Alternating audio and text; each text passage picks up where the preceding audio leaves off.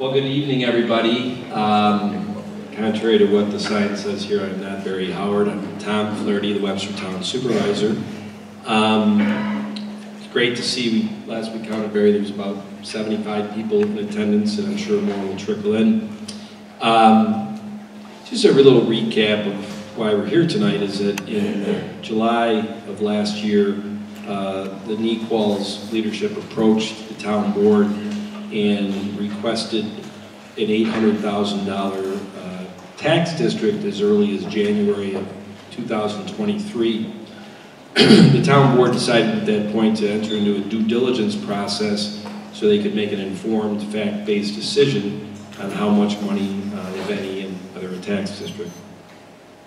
2 weeks ago, we had a town board workshop where we presented the to-date, at that point, results of that due diligence process, and also offered up some short-term and long-term EMS options for Webster.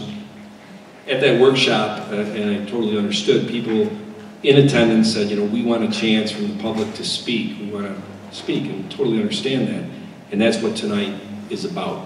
So we're having this meeting tonight because we understand that everybody involved in this community discussion has good intentions on how to best provide a vital service without overburdening property owners and tenants who rent.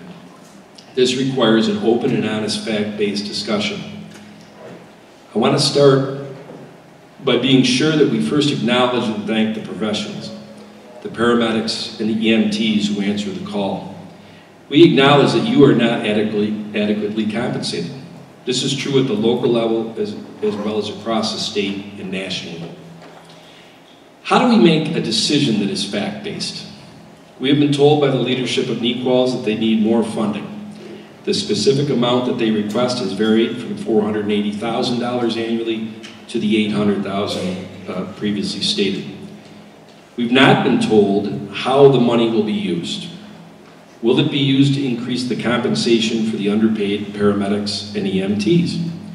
What percentage will be used to upgrade outdated and failing equipment? The town board needs to see the most recent audited financial statements. We need to see a business plan. We need transparency to make that fact-based decision. The town board will make this decision based on governance. It is our responsibility to provide a critical, often life-saving service to our town residents. It's our fiduciary responsibility as your elected town board to provide this service in a way that allows growing families, as well as grandma and grandpa, to remain in their homes and not be financially overwhelmed with increasing taxes. Now I'm about to hand the microphone off to Barry Howard, who is going to be the moderator tonight and will explain how this format will work. But first I want to introduce the panel of five who has graciously accepted to come in and answer the questions from the public. Starting on the far, to the audience right, is Paul Adams. He is the Town of Webster Finance Director, and he was the point person between NEQUAL's and any third party that services NEQUAL's within the due diligence process the last 9 months. Next to him is Tim Sopransky, who is the Monroe County EMS Administrator. Just to give you an idea of what that means, Tim coordinates the mutual aid for all the EMS agencies in Monroe County and also oversees training for the EMS. As we move along, Ahmed Mustafa is the CEO, Chairman of the Board of NEQUAL's. Next to him is, I would say, is his exact mimicked person. That's Russ Diskin, who's a Webster resident for 10 years, and also is the Chairman of the Board, CEO of North Onondaga Volunteer Ambulance that services the 60,000 population of Clay, New York, near Syracuse. And then finally we have John Cahill, who is a town councilman here in Webster, but he's also the town board liaison to EMS. So with that being said, I'm done on the microphone for the night, and I'm going to hand it off to Barry Howard. Good evening, everybody. Is my mic working? Perfect. Look at that. That's what we needed. So I want to just go over a couple of things and give you some guidelines, give you some help with how we want to move through the evening. But before we do that, to tag on to Tom's comment about the fact that there's a level of gratitude for the EMS people that are in the room. We're grateful for your service, and I was informed this evening when I got here that one of our local paramedics, a longtime paramedic, Matt Ray, died unexpectedly this weekend, and there are several EMS personnel in the room, so I'd just like to take a moment to remember that one of your fellow EMTs has passed.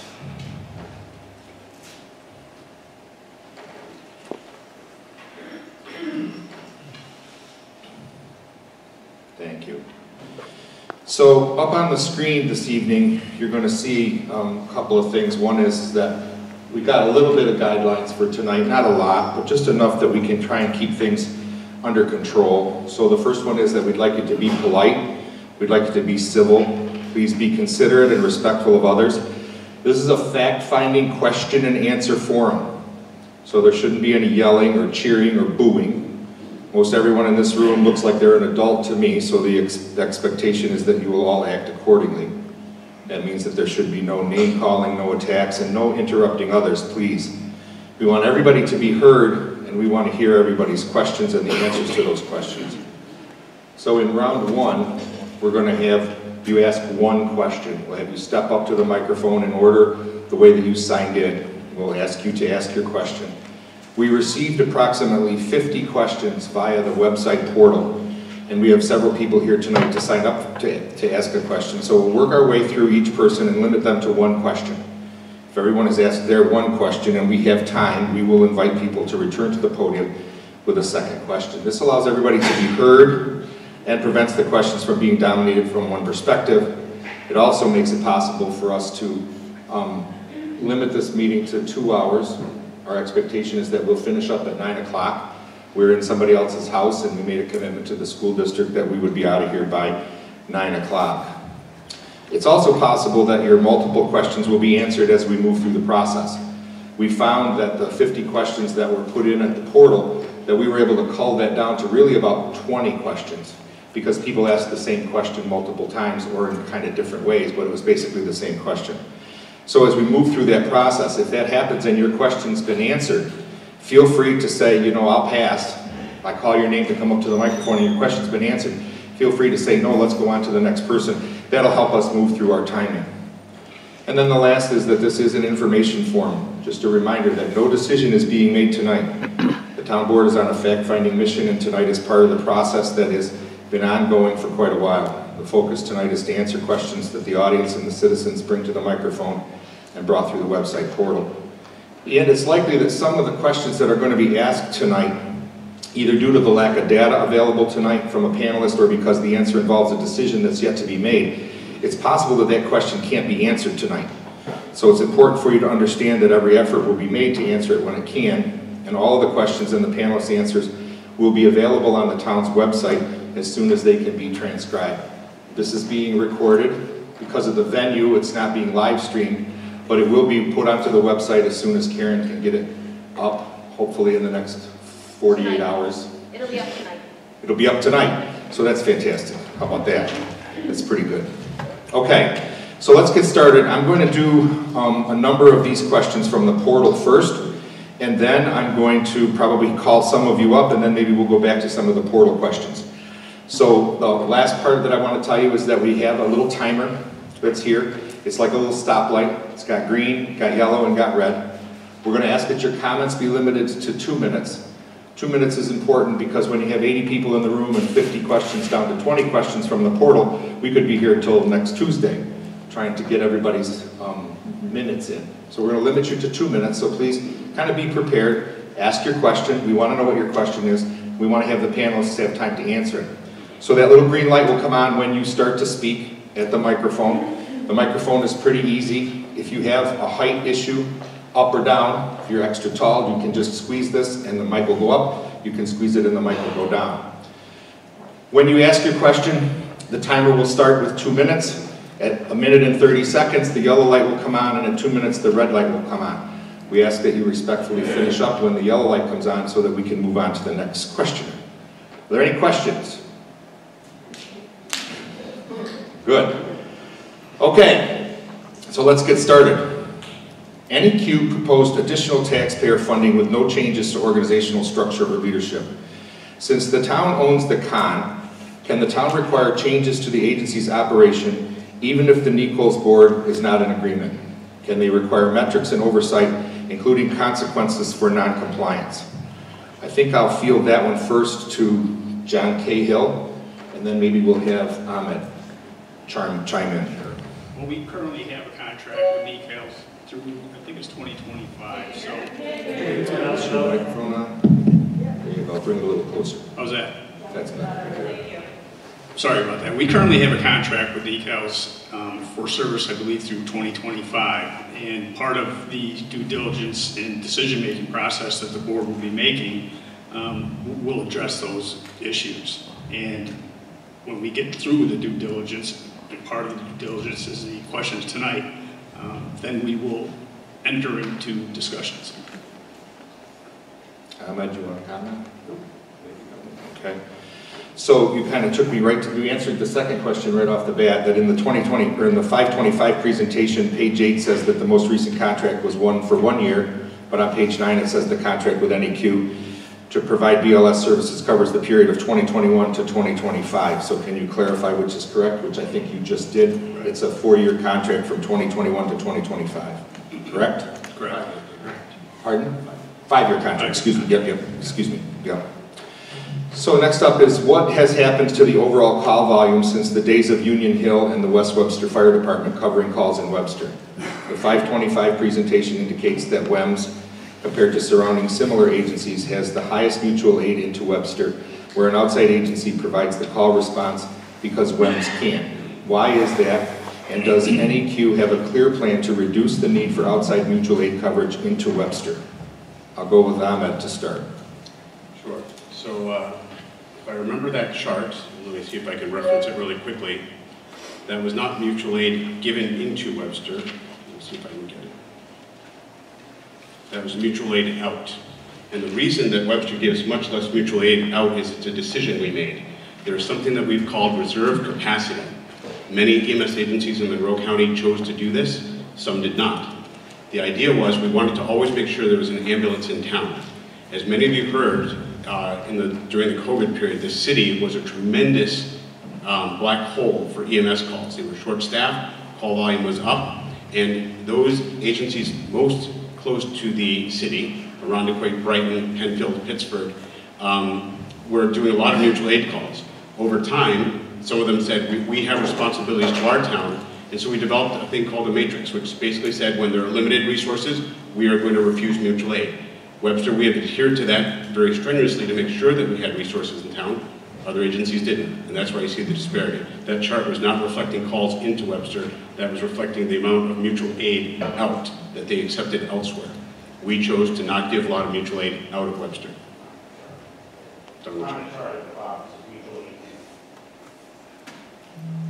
Yeah, but the top says mutual aid out. The 1,000 calls is mutual aid out. The mutual aid out we gave was 148. We chose not to give mutual aid out. Yep. So what's the cause of the 275 coming in to cover calls in Webster? We tend to get calls in what we call waves. We get them 2, 3, 4 at a time. We staff 2, sometimes 3 ambulances depending on the day. We will never cover 100% of your calls, and so we took mutual aid in. Also, in the 4th quarter of last year, we had a terrible time with staffing. Our crews were burned out, and we had very low numbers, and so we, again, chose to make sure that whatever we had, we kept in town. So the second part of that is there a plan to try and reduce, what efforts are you making now to reduce outside mutual aid coverage into Webster? Yep, so when we look at Q1, which the town has seen the numbers for Q1 and through May of this year, our call coverage has gone from as low as the low 70% in December, because we had a tough December. We're now running in the mid to upper 90s consistently. It's a matter of staffing. If there are not people, we cannot staff ambulances. And the people are just not there. We have had a very long 2 years, and we just don't have the numbers like some other agencies, so we did the best we could.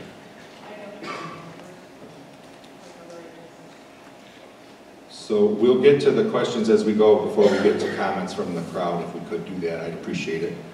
So next question up is that we received several questions regarding paid staff versus volunteers. It's a little bit of a misnomer sometimes when an agency is called a volunteer ambulance. Models that use paid and volunteer staff, such as multiple fire departments use. How is NEQ WEMS staffing their operations, and how do other agencies staff regarding paid and volunteers? So Ahmed, I'll start with you. Where are we with NEQ and WEMS? So WEMS has always been a fully paid ambulance service. We didn't have the benefit of starting with volunteers. We always have paid all of our staff, and that is the model we continue to use. Russ, you want to field that? Want to see what about your agency? Are you all volunteer, or all paid, or both? So our agency started off all volunteer when we founded it back in 1994, and we are down to literally 0 ALS providers that volunteer, which is very common throughout the state, and we have very few basic EMTs that volunteer. So volunteerism is just significantly down everywhere. Okay. According to the 525 presentation, similar EMS agencies with higher call volume have received fewer tax dollars over the past 6 years than NEQ has received. Why is there a discrepancy in call volume and tax dollars between the 525 presentation and the NEQ presentation in 2022? And how is it that these agencies have well-maintained ambulances on the road, staffed with experienced ALS crews, yet Webster strives to get there? Ahmed? Just looking for the chart. So as Russ said, many agencies in Monroe County, in fact almost all of them, started with volunteers and started billing in advance. They were able to save money and build what I call war chests up. WEMS started paying staff from the beginning, and we did not have the opportunity to raise a war chest like that. So we've been trying to balance our budget and continue to operate as we've gone forward, and we've done a good job for the last 6 years. I think a lot of the profitability depends on the mix too, the volume of calls and the types of those calls. If you're doing Medicare and Medicaid, that's a much lower payment into equals. And I think I could add a little to that, which is one of the things that I think folks need to understand is there's this thing called payer mix, right? You have commercial payers like Blue Cross Blue Shield, and you have Medicare and Medicaid.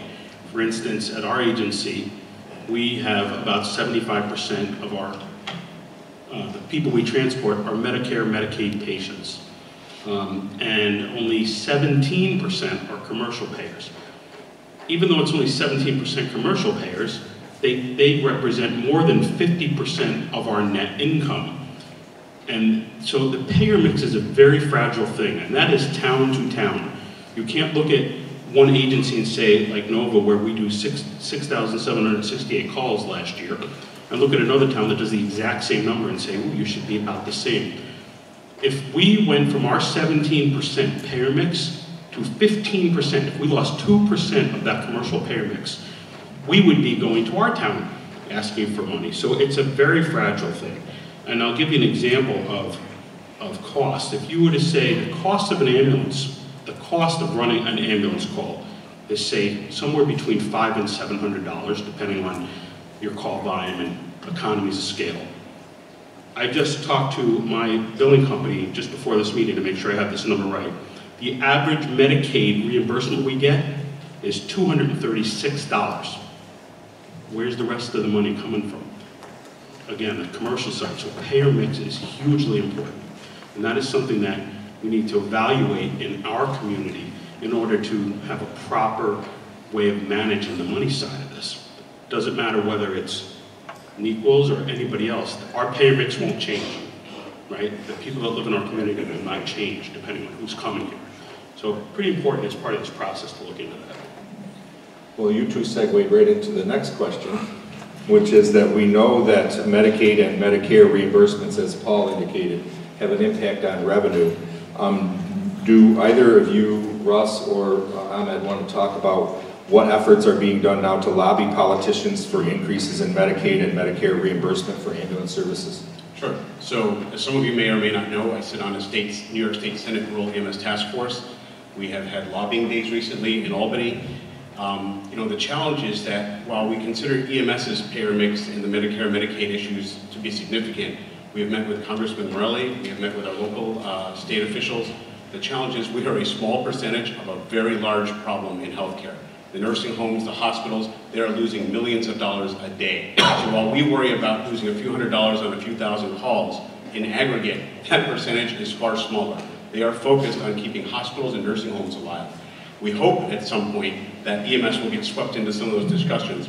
But right now, there is such an underfunding for Medicare and Medicaid at both the state and federal levels. They've got to make sure that people who need hospitals and places to live are funded. And right now, that is not, that is priority number one. And we've been told that for years. Yeah, and on top of that, we have, there's some laws that are specific to New York State that are certainly problematic. For instance, ambulances can't balance bills. So that means that if you get a bill and your insurance company pays a piece of it, and we can't bill you the rest. The other thing that says is we are not allowed to do anything to affect your credit, so we don't have a way to even ask you for that money, right? And the state and the government gets to determine how much we're supposed to charge. We don't get to say, here's what, you know, our business costs are and what it costs to provide this service. So they say, we're going to give you $236 for Medicaid. They get to determine what's called unusual and customary fees. There's legislation pending as of right now, as was introduced in April, that talks about excluding ambulances as part of a greater exclusion for healthcare when it comes to this thing called balanced billing. But it doesn't take into account, folks, now listen to this, it doesn't take this into account. We bill, let's say we bill you $800, and the insurance company pays 80% for you, so you get a check for $640 in your name, and you deposit it in your bank account, and you go spend that on a stereo. There's no way for us to ask you for that money. We can't collect it, you keep it, and we don't get it.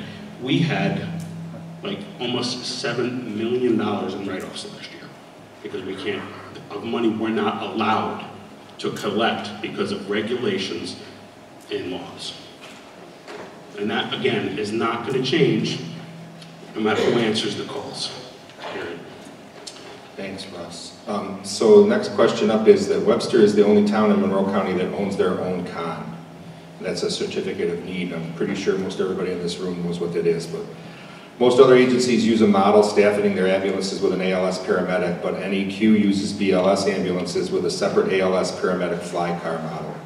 If NEQ has financial difficulties using this model and other agencies are seemingly financially stable, why doesn't NEQ use the more successful model? And does the county have any requirements regarding the model that an agency uses?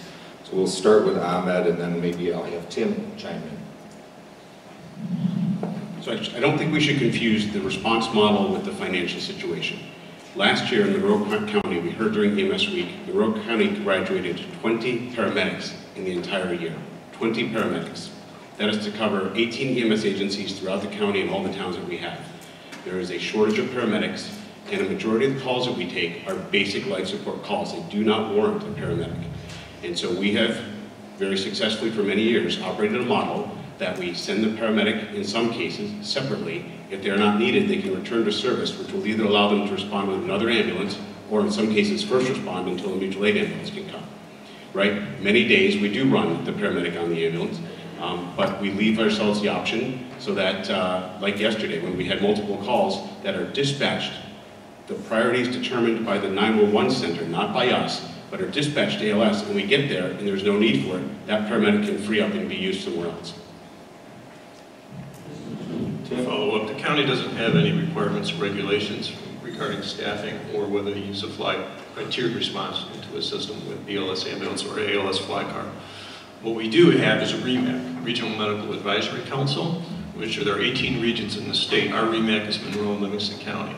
So a CON holder can make an application to REMAC to become an ALS provider, and so they're the ones that look at regulating the advanced life support portion in our community.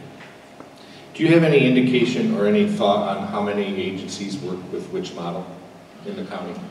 So of the 17 transport agencies, the majority of them put ALS on the ambulances. So Pittsford Ambulance acquired S&Q years ago, and they pretty much retired that model. It works for them. Each jurisdiction is a little bit different. I like to say EMS is local because it is different throughout the county. Okay. Next up, NEQ has recently been cited for violations by the state. Are there regular inspections of equipment and supplies, mandatory training, and documentation to show that the violations have been resolved, including actions to taken to prevent future violations? And are there written reports supplied to the town when this happens? I'll go with Ahmed. You sure so no one else wants this one? So yes, we did have a bad week a couple of weeks ago, right? There's no denying it. It was a fact. Our crews had come off a cardiac arrest call. The ambulances were not properly secured. The ambulances were not properly gone through before the shift. And we came back. You know, there's two things you can do. You can sit and say, oh, you know, we didn't do the right thing and complain about it and point fingers. Instead, we rallied. We got 2 of our backup ambulances in service within a few hours, and patient care continued. So, you know, we have worked with our operations staff, our new operations chief Lloyd, our lieutenant, and our crews to remind them that ambulances should be locked at all times, that equipment should be checked.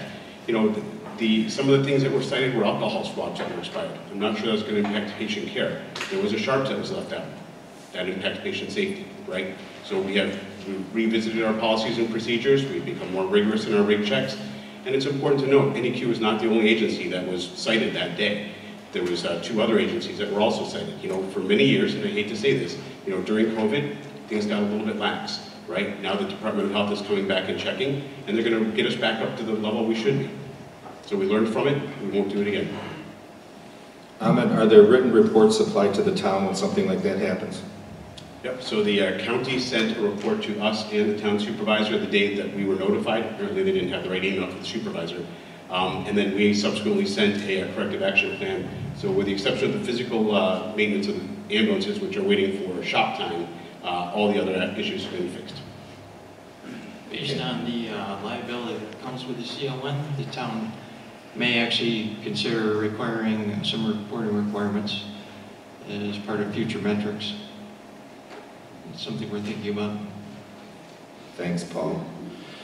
In the 525 presentation, it indicated that NEQ has staffing contracts with other towns. Do these contracts reduce the ability of WEMS to answer calls in Webster, and why should Webster taxpayer money be used to staff ambulances in other towns? So let's be very, very clear, because this has become a very confusing point. The staffing contracts in no way impact WEM's operation. Those are employees that are hired for those locations. Many of them live geographically close to those locations, and those contracts generate a profit, not a loss. So if anything, they're helping WEM stay and NEQ stay operational, as opposed to losing that revenue and that profit. But just to be very clear again, those personnel don't work at headquarters. They stay at their locations. They live geographically close. And the last one that we have is in Livingston County at the moment. Russ, do you have staffing contracts for your people who go out into other ambulance corps? No, but it is very common in our county to do that. Okay. I think there were actually 2 active contracts in 2022 and only 1 in 2023. I think in 22, about 1/3 of the man hours were devoted to that, but as Ahmed said, we're not thinking that had any impact. No. And we track the income and expenses for them as line items in our budget, which the town has had full access to, and they were in no way costing us money to operate those. We were making a small profit on each. Thank you. Can the town decide to fund a specific purchase such as equipment or an ambulance rather than just providing a lump sum? I guess let's start with Councilman Cahill.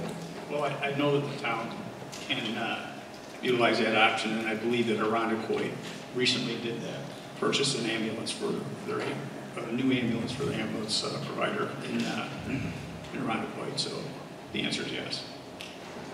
And Mr. Howard, I would also like to say that last year the town gave us $204,000 of federal money, the ARPA money that they were responsible for dispersing to the community. And as we committed, all of that money was used 100% for payroll. We told them what we were going to use it for. We have tracked it, and that is all it has been used for. and they have seen the books to show that.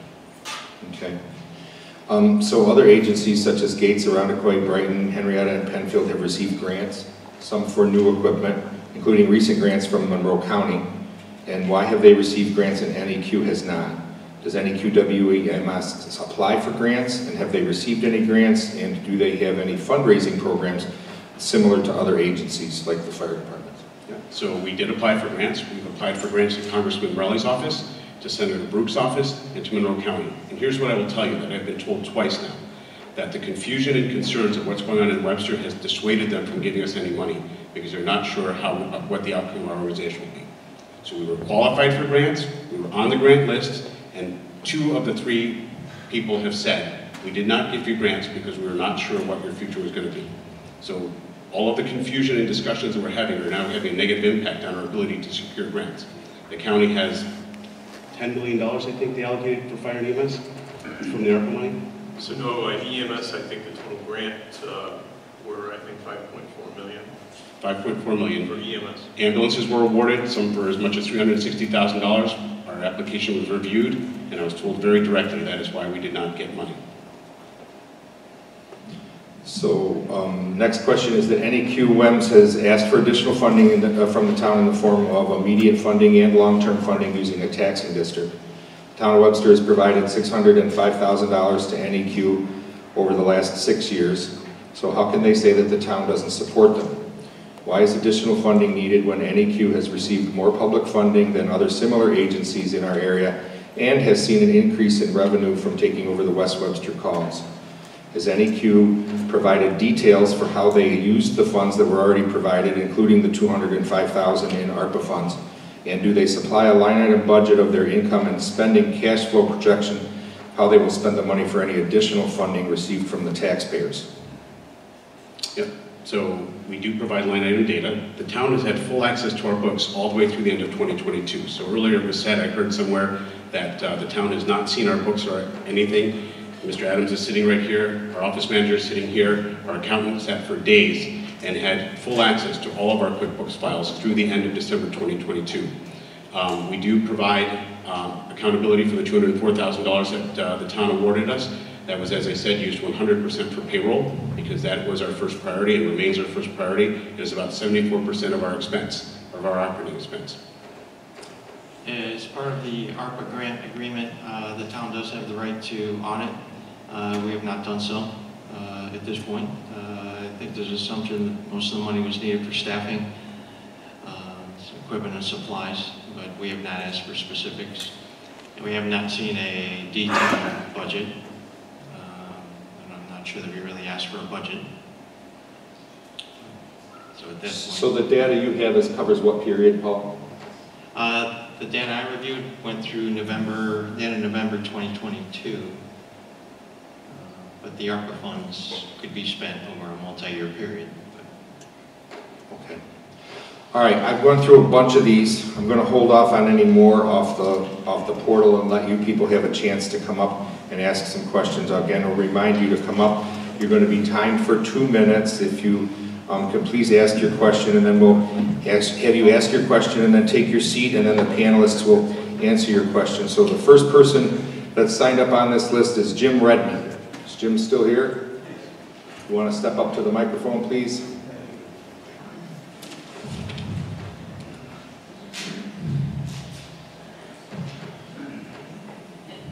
Thank you for the opportunity to speak tonight. I've reviewed both presentations, and neither presentation that are on the town website show any actual financials. You know, basically Nick Walls is asking the taxpayer to subsidize what is essentially a private company, a 501c3, but still a private company. And I don't see any evidence of financial need, and I don't see any evidence of a business plan for how any tax dollars will be spent. And since the town has set a deadline of June 30th for coming up with a short-term solution and hopes to get to a longer-term solution later on, my question is, when will the taxpayers be able to see audited financial figures for 2022? And when will we see a business plan for where and how and just what this money will be used for? Thank you. Thank you.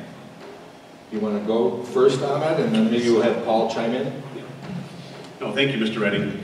So, just to be clear, 1, 2, 3, 4, 5, 6, 7, 8, 9, 10 EMS agencies that cover Monroe County are 501c3s.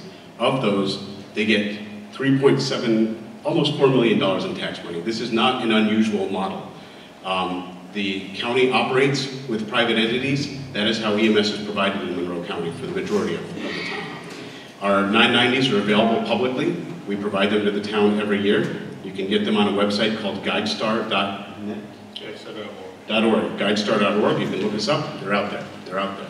Our audited financials have not been made public. We are a private business, and putting some of that information out in the public will give some of our competing agencies a competitive advantage on how we run our operations.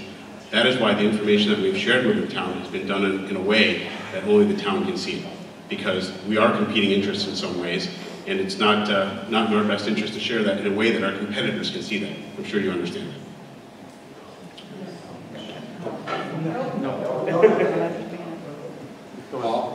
As part of the due diligence process, I did a statement of cash flow for 2022 and projected it for 2023. And based on the expenditures, projected net income or loss, and need for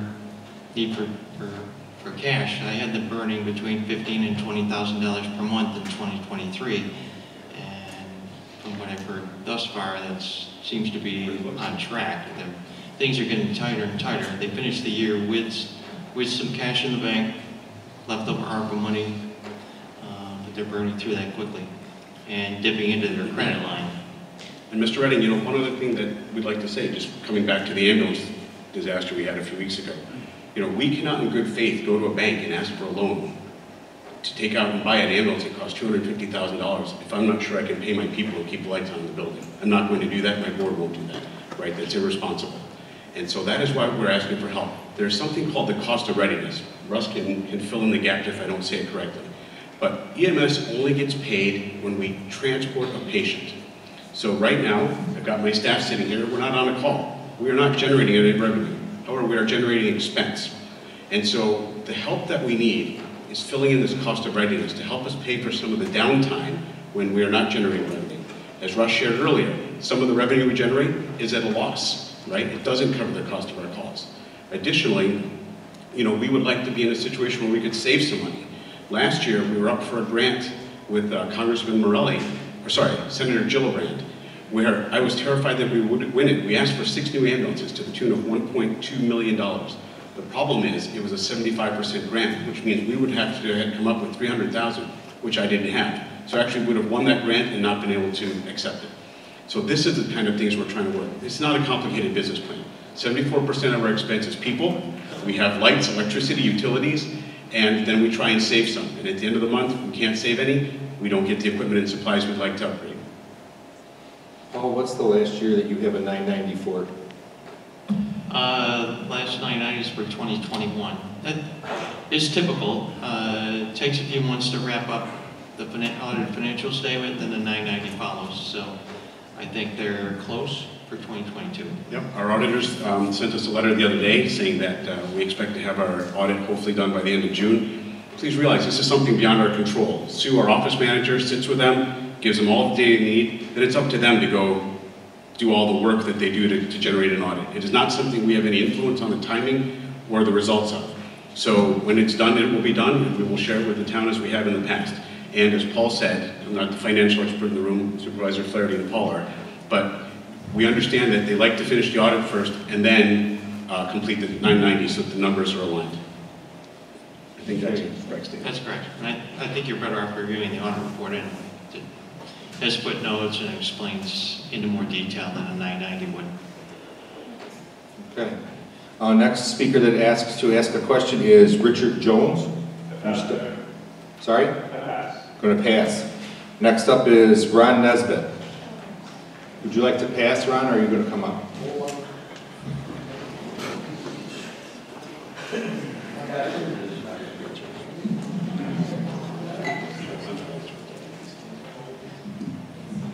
question is, why should Webster taxpayers give Nichols Weems 1 red penny more when the CEO signed a 5-year legal binding contract in November 2020 that doesn't include them getting any money from the Webster community?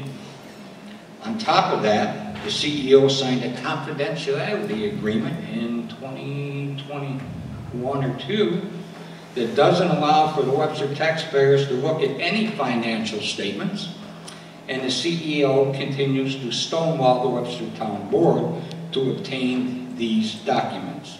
And I continue to file FOIL after FOIL after FOIL, and I get denied as a taxpayer of this town. So why should I want to give equals any more of my taxpayer dollars if I can't look at the financials? Thank you. Thank you, Ron. You want to start with Paul, or you want to go with Ahmed to start? Probably Ahmed. Okay, Ahmed. Yeah, I'm not going to answer the FOIL question. You're not foiling me. I don't know the FOIL rules. I'm not a foilable organization, so that is something you're going to have to ask the town attorney. I'm not familiar enough with that. As far as the contract, Ron, you were right. You and I started this ambulance service, right? Let's just say it very openly and publicly. We walked hand in hand, and we started WEMS, right? Why you have taken such a turn is completely beyond me. But the reality is the situation has changed. The economics of providing EMS in the last 3 years have changed dramatically. Right? And so if you cannot acknowledge that times change, then I'm sorry, I can't help you. But the reality is all of our costs have gone up, our reimbursements have gone down. As Russ said, we cannot chase patients for collections for a minimum of a year, right? And we have no opportunity to deny service, right? So if the taxpayer doesn't understand that costs are going up, that income is going down, and we need help, then I can't do anything else for you. But that is a reality. And 10 other towns in Monroe County have understood the model. We're the last one to do it, and I hope we'll, through this session and this process, the town will understand that we are a valuable service.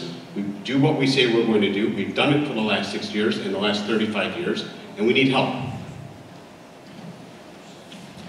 Go ahead, Paul. There was an increase in 2022 for the WEMS portion. Actually, WEMS revenue went from an average of about $1 million to about $1.5 million, so that was a result of the West Webster Fire District contract ending and picking up more calls.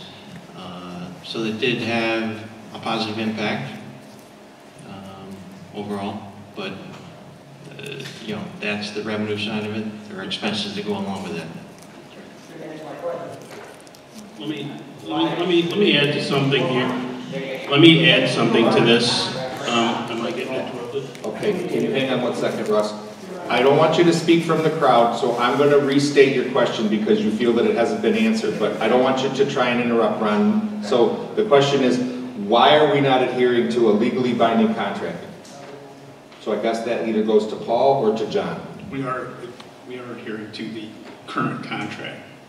At the same time, we're doing a due diligence to see where the town goes next with respect to EMS. Yeah, I think if we choose to provide additional funding, then I think the contract is open for renegotiation because it's a different contract in my book. Correct. So would we renegotiate, the contract that's there would be renegotiated if additional funding were to be supplied? Correct. In my view. So I think that would include additional money and additional metrics. Okay. So I'm going to just grab a question off the sheet because I'm sorry. go ahead. With respect to the metrics, that is a discussion that the town board will have and the conclusion that we will come to as an entire town board. What that new contract, if we get to that point, will include. Russ, did you want to touch on this? Yeah, I did. I'm trying to take a little of the emotion out of this particular question is, why have things changed the last couple of years? Anybody in the room know about COVID? Raise your hand. Right? Businesses have changed. I'm a business owner. Several of you in this room probably are as well. Didn't some of us get PPP money? What, did we deserve that? ERC money? I mean, my call volume at Nova in 2020 was way down. We're doing 6,700 calls this year. In 2020, when nobody wanted to get an ambulance, go to the hospital, they were all scared. We were down to 5,000 calls. Our attrition rate in the United States for EMS providers is about 5% a year, which we refill with about 5% a year. But since COVID, we've had some states, not necessarily New York, have attrition rates at 30%, right? Still only filling, and now filling them with less than 5%. Like Ahmed said, 18 paramedics for the whole county of Monroe, that's crazy. So there have not just been some small changes that you could attribute to a single business. We have gone through catastrophic changes that demand that we have to relook at things like contracts, like how any business operates. But in particular, EMS and medical services has just been through the ringer. Nothing is the same. Thanks, Russ. I'm going to grab one of the questions off the portal, which is, when will the town's NDA with NEQ end? Can you address that, John or Paul? I don't know the exact date of the NDA. Do you know? I'm not certain that there's an end date on it. But it was, the intention was for it to cover during the period of the due diligence process, which in my mind is still going on. Right. Until we at least get to a short-term and possibly a long-term solution, I think that period is still open. Okay. I would agree with that. Excuse me, what is an NDA? A non-disclosure agreement. Thank you. Rod Riesenberger, did I say that right, I hope? Rod, come on up to the microphone if you want.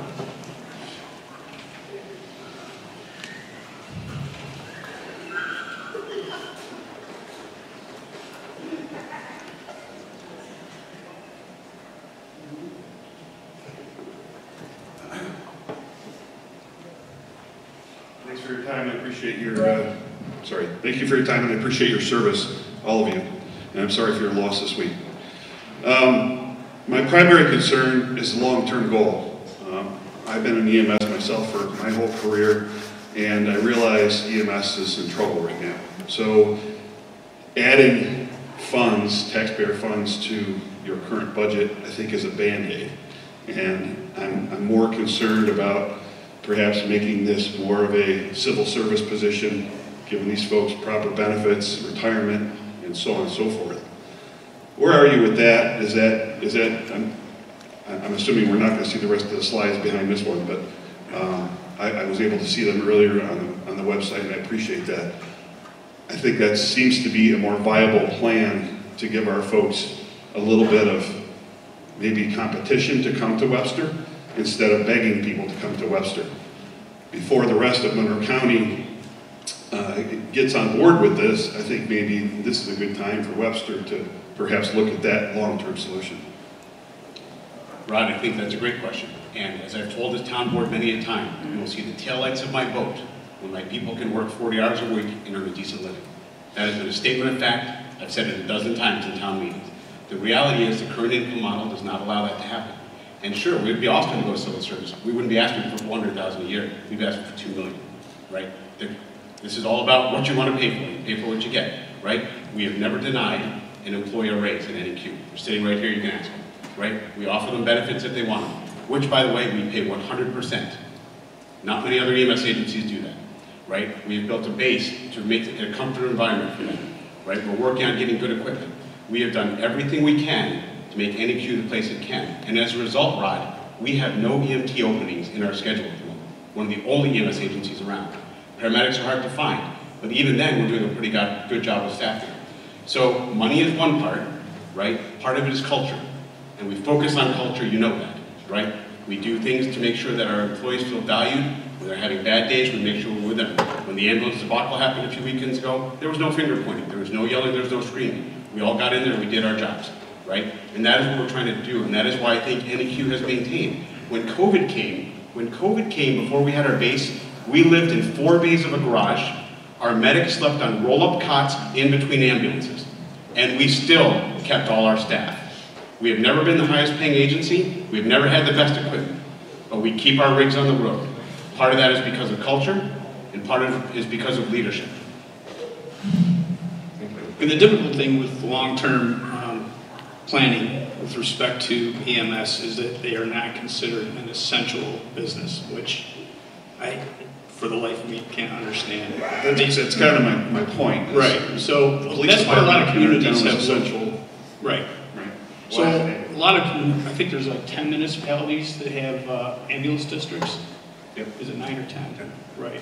So is that something that the town board is looking to consider? Absolutely. There are short-term goals, and that is one of the long-term goals that we are considering, and will be considering. Thank you. So that grabs one of the questions that came in from the portal is why would the town tax residents for a service and then outsource it? Why we don't do that for other departments in the town that residents are taxed for, such as the police or the highway or the water treatment? So Jim, is there anybody else in the county, any other towns that have their own ambulance service? Yeah, the village of Honeywood Falls. The village of Honeywood Falls does Which it? covers Honeywood Falls and Mendons, and those are civil servants. They're employees of the village. So they're village employees Yes. that work, and the ambulances are owned by the village, so that model is one that does exist. Yes. Okay, that grabs that question. And their cost is a whole lot more than what we're asking. I don't know.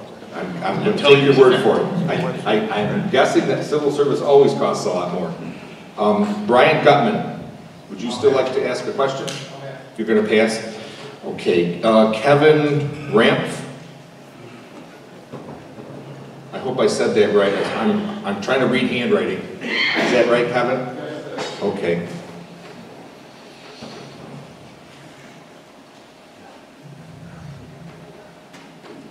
If the town collects some money for NEQ to operate LEMS, why hasn't this contract gone out to bid? New York State municipal bidding process says that municipalities will put contracts out to bid. This contract has never, ever gone out to bid. And there are other agencies within Monroe County and beyond that can handle this. Thank you. Do you want to, Paul, I'll start with you.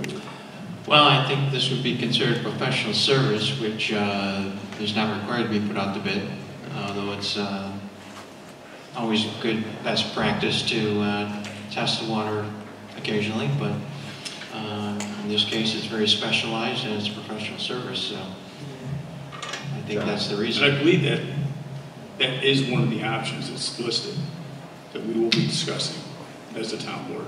So they're not required, but they could if they wanted to? Correct. Yeah. Okay, good. Next up is Ed Wilkowski. Pass. Dan Cody, you're next.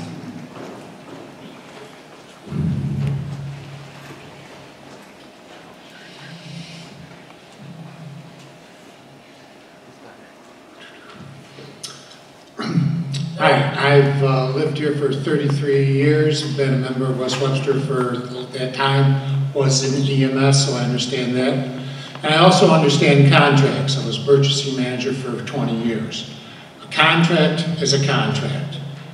If one party fails to uphold their side of it, the other side needs to do something. If they can't, it has to go into default. It looks like this situation that we're in is a result of inadequate planning on both sides. It looks like NEQ bit off more than they could chew. It looks like the town tried to do one-stop shopping for their EMS situation. It doesn't look like there is a viable business plan going forward of what we're going to do with this money. I think the taxpayers of Webster are entitled to negotiations that are in the open, with contracts that are precise and detailed, and that have the contingencies of doing business going forward. I'm still a little in the gray area about that NDA. If NEQ comes and asks for money, there should not be an NDA still in effect. We should be able to look at all of their finances, wherever they're coming from, wherever they're going to. I'm wondering what that NDA is actually sheltering, and I'm wondering what it'll show if it is, and when it should be opened to the public. Also, from a financial point of view, I'm wondering if NEQ is a top-heavy organization. The paramedics, the medics on the road make $17 an hour. I'm wondering if management is a little bit over the top. So I was just wondering that dollars and cents are dollars and cents. A contract is a contract. Thank you. Okay. I pulled a question out of that with regard to the NDA, I think, but I don't know if that we could give it an answer. We've already addressed the NDA issue. We've already addressed the NDA, and I think beyond that, what the legal requirements might be, we would have to get from the town attorney. Next up is, I think it's Anastasia Nedelkos. Did I get close? I apologize. So why don't you go ahead and state your name so that we get it right? Yes, it's Anastasios Nedelkos, and it's since 2000, well, before 2009 in this building. It's been butchered worse, I promise. I speak, I guess, on the behalf of being a patient of various ambulance services over the years. I have a genetic heart defect, unfortunately. And so I've ridden with everybody. I've ridden with Webster, I've ridden with Ontario, Williamson, not by choice, and the Webster Ambulance as well. Unfortunately, the last time I had to ride with anybody, it was with WEMS, and the service was not good. It was very poor. And so, coming from the side of being a patient, I don't know that, sorry, I'm unprepared. I'm concerned that the money wouldn't fix anything potentially. Potentially there's a deeper problem somewhere within WEMS that's unknown or unfound of yet. I don't think anybody should have to be told, you know, oh, just go to urgent care, we're not going to take you, even though you called 911 and requested an ambulance and the ambulance didn't take you. My mom fell in the front yard and broke her nose open, and the service pulled up and they're like, just go to urgent care, you're good. And with me, I had a heart issue, and they came in with no equipment. They didn't monitor me, nothing. Walked me out the door and took, you know, half an hour sitting in the driveway before we even got to the hospital. So my concern is, will the service actually improve? I don't think it's, I mean, I've had better service all these years from every other agency so far, so it's kind of unfortunate. Thank you. Ahmed, I'll let you have it. Will the service improve if you're given additional funds? I think, first of all, I'm sorry that you had a bad experience with us, right? I cannot discuss the call, I don't know enough about it. But here are the people right there. Why don't you ask me if the service is going to improve? We put out pretty good service day in and day out. You had a bad day, and I'm sorry for that. But I would be willing to say that 95% of our patients don't have a similar experience. We've done patient surveys for years with scores well over 4.7 out of 5 consistently.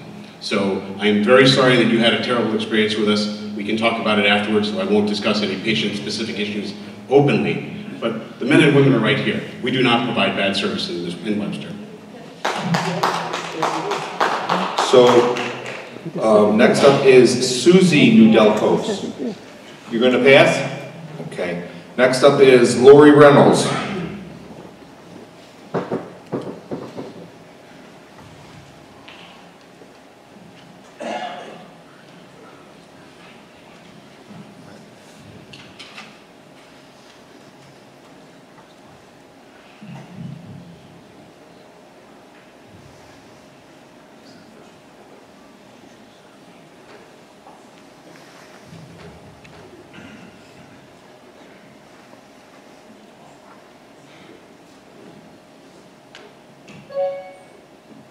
Thank you for letting me speak. I'm Lori Reynolds. I'm the chair of Webster Citizen Action League, WeCal. We've been an advocate for the town of Webster residents for, this is going on 10 years. And I'm representing WeCal right now.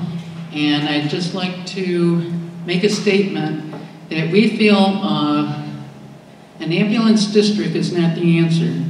We feel the answer is to make it a town department, like the police department, and that way there'd be transparency and more control. And personally, myself, I also am a patient of EMS in April twice. I had good care the second time. First time, what happened was I was hemorrhaging from my nose. Both times it was bad, very bad. I had EMT came to my home. The first time, they weren't prepared. They couldn't even get a blood pressure cuff on me. They took me to the hospital. My husband and my family could have taken me to the hospital. I wanted to be helped, just at least on my way en route to the hospital, to stop the bleeding or do something.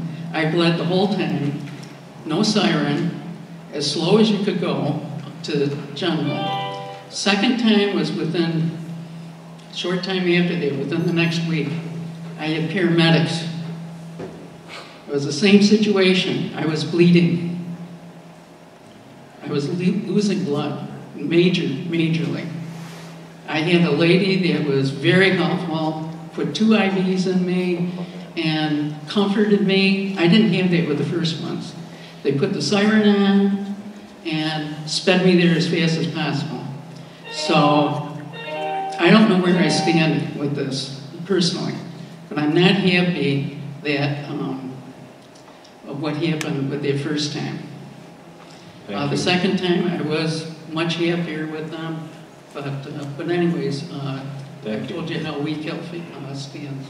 Thank you. Mr. Reynolds, you know, as we spoke to Mr. Natalco, you know, I'm sorry you had a bad experience. I'm glad your second was better. But as we've said earlier, if the town wants to fund a civil service ambulance, we will gladly support that, as long as this town has the stomach for the expense that it will generate. Jerry Ippolito, you're going to pass? All right. Looks like, is it Barry Pugh?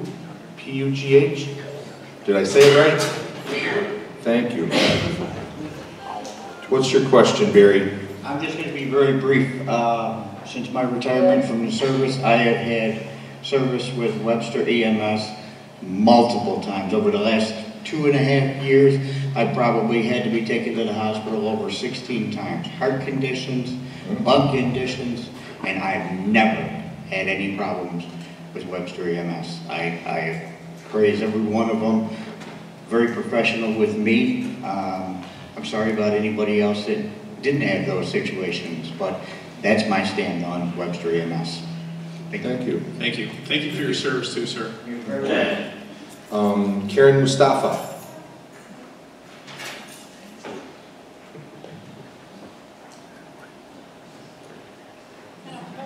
Prepared, but I just have a couple questions if you guys could clarify a couple things for people that might not understand. Before you were talking about ALS and BLS, can you explain the difference between ALS and BLS and why you might have an ALS rig versus a BLS rig?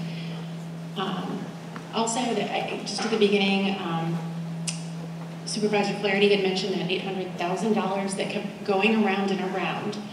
Wanted to know if that was an actual number or just an idea of a number that might come up, if that was just a fabricated number that was thrown out to be used as an example. And lastly, not that I've lived this the past zillion years in my house, where my husband does this every day, on vacation, we have the phone ringing all the time about ALS, BLS, EMS stuff.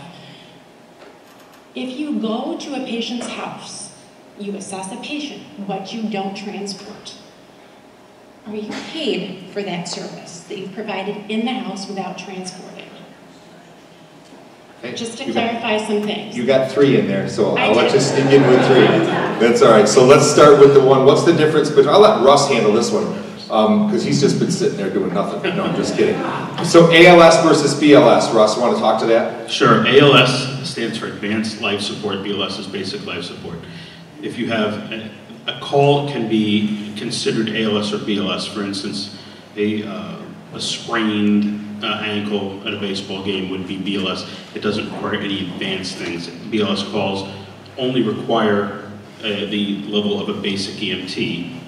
An ALS is more advanced calls such as heart attacks, strokes, hemorrhaging, trauma, and requires advanced care of a paramedic. The difference between a basic EMT and a paramedic is some significant education. A basic EMT you can get in somewhere around 6 months of education, and then on top of that you'd have to add another year or 2 years to become a paramedic. And so when it comes, the other difference is in how those things are classified by the insurance companies. ALS is classified differently than BLS, and the reimbursement rates are different. They reimburse sometimes slightly more, sometimes quite a bit more for ALS, depending. Like I said, the Medicaid, I told you before, there's not much to add to that, but in commercial, your ALS and BLS will be reimbursed differently. Does that answer? Oh, the pay for no transports? There are, yeah, that's a tough one in EMS. We don't get paid for no transports, and if we do, it's insignificant. It's certainly not paid by the insurance companies. That is a self-pay thing. So if you are an unconscious diabetic and our paramedics from any ambulance respond to your home, and it's one of the times that we actually can significantly impact a life is by giving an IV and giving you some sugar. So we've treated you, and you wake up and you say, I'm a diabetic, I've had to be treated many times this way, I'm not going to the hospital. So we've had some significant expense, and sometimes reimbursement will be somewhere between $0 and $50. So that goes to one of the questions we got at the portal, which is that when I call, oh, I'm sorry, Tim, go ahead. I just wanted to clarify something on insurance. So different insurance companies pay differently. So there are codes that you can use for treatment, no transport, and the insurance companies will reimburse you, usually at a fraction of the transport cost. The other thing with the patients getting the check instead of it being sent to the provider, service provider, that's an option. So EMS, like blood labs or like x-ray labs, can be what's called a participating provider with the insurance companies. If you're a PAR provider with insurance companies, they'll deposit the check into your account, not send it to the patient. So there is agency in Monroe County that is a PAR provider that doesn't have these issues because they have an agreement with the insurance companies. But when the insurance companies want you to be a PAR provider, they expect you to reduce your cost to give them a discount. So a lot of agencies can't financially support being a PAR provider because the revenue gets so low. It's a spreadsheet issue, right? You have to figure out how many patients are going to keep the checks and what is that going to equal, and is my total revenue or my billings minus the checks that the patients keep going to actually be less than the billing everybody getting 100% but billing them less.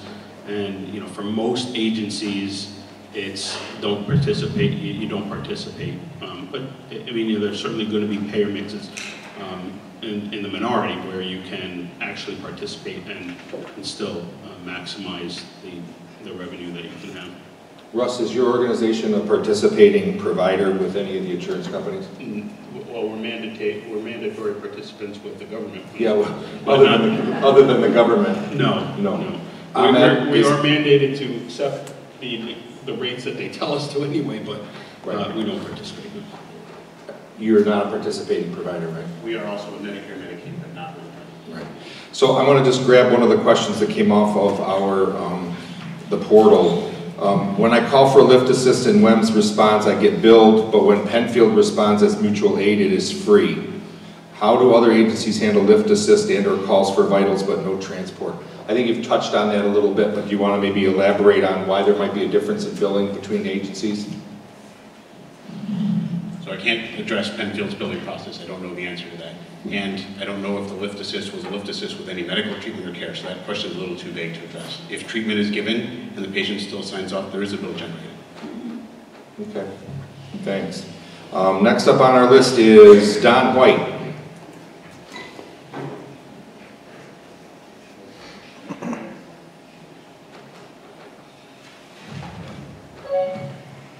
So I have one comment and then a question. The comment is, and I'm actually surprised I'm saying this because I'm the last person that would ever consider expanding government. making government bigger.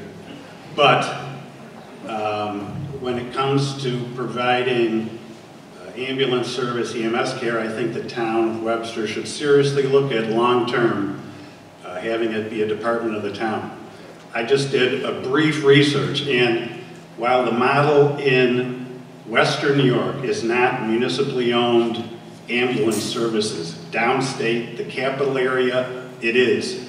So you gotta look beyond Western New York for comparisons. Quickly, I looked at the town of Colony, which is the largest suburb of Albany, 80,000 residents. If you look at their last year, their expenses were roughly $5 million for their ambulance department service, and their revenues were $5.7 million. They made money. So, Ahmed, I would question your off-the-cuff conclusion that it's more expensive for government to do it. It may not be the case. It may not be the case. My question is, in the short term, and because there's this contract that goes to the end of 2025, the town is a bit handcuffed in what short-term solutions it could consider, unless Nequel's WEMS is willing to seriously renegotiate what's left of that contract. And in that renegotiation would, and I'm confused, it's unclear. Ahmed said that audited financial statements weren't provided to the town. The 990s, that's a tax return. You can't tell anything from a tax return. And I'm unclear as to what exactly Paul Adams looked at. It doesn't sound like he looked at audited financial statements from WEMS. In any renegotiation short terms, is WEMS willing to provide its audited financial statements to the town of Webster? Beyond an NDA, so that it's available for the public to look at. Okay, thanks. Don, I did see the audited financial statement for 2021 and for the years prior to that. Just 2022 is not available yet. I believe the date for the 2022 will be the end of June, you said? That's what they're talking about. So sure, yeah. So the second part of that question, Ahmed, is will you, in the part of that renegotiation of the contract, if that were to come, would you be willing to make your financial statements public? Well, as I said earlier, we have to be careful, right? Our financial statements give our competitors an advantage. So we will have to do so carefully and with the proper legal counsel. Okay. And to your first point, Don, though, one of the things that as I said earlier is this payer mix stuff. It's very the levers are actually pretty huge. You move this one stick a millimeter. Like I said, that payer mix goes from 17% to 15%, and my organization will go from having some surplus cash at the end of the year of about $250,000 to about a loss of $250,000. 2% will do that. So you can't compare a suburb of Albany and at 80,000, the town I come from 60,000, so it's similar. You can't compare that. You can't compare any two zip codes, any two geographies without a serious investigation into how that payer mix has looked over time and over the years. Right? It's just makes sense. It's not worth even bantering about because you have to have that information, that data, to make a predictive model. And one other thing that I'll tell you, Don, I pulled up Colony EMS's payroll. Their starting paramedics start at $22.30. Every one of mine makes more than that. Their paramedics at the end of 10 years make $26.96. Half of mine started at more than that. So yeah, you will make more if you pay less. You're in a more competitive environment. I'm fighting here with eight districts to get over $4 million to keep their staff, and Wayne County EMS has just gone to civil service. So yes, our expenses are different than Colony EMS. Okay, next up is it David Ogi, OGI? Close enough?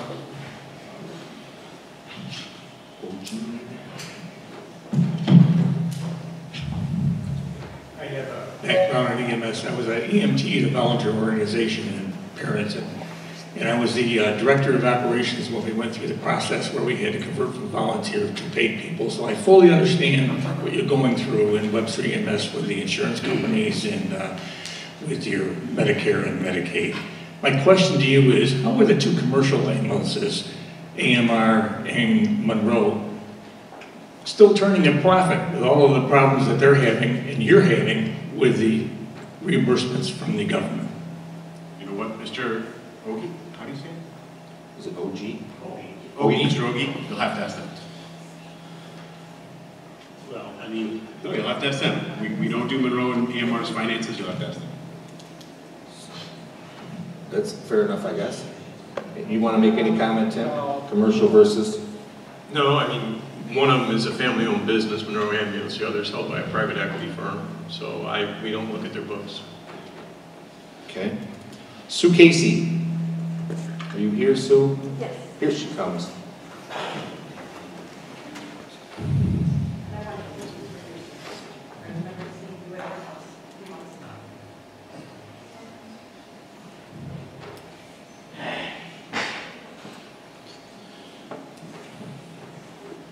Thanks for the opportunity. You can pull that down, but just grab the handle. There you go, and it'll move down. There you go. So if the special tax district is approved, who will approve any rate increases going forward? And will they be subject to the tax cap? Okay, thanks, Sue. I believe it's a town board that sets the rate. As far as it being subject to the tax cap, I can't answer that question right now. Paul, do you know?